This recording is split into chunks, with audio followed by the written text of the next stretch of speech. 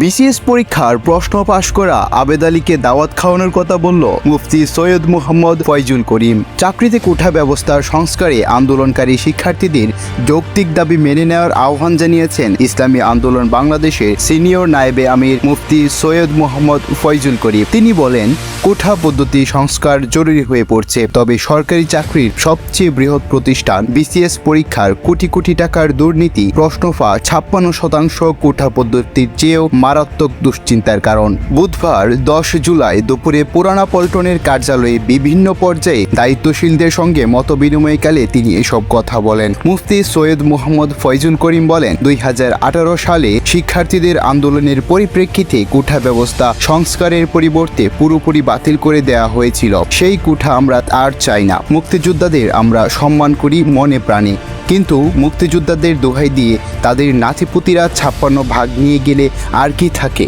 Video ভালো লাগলে চ্যানেলটি সাবস্ক্রাইব করুন।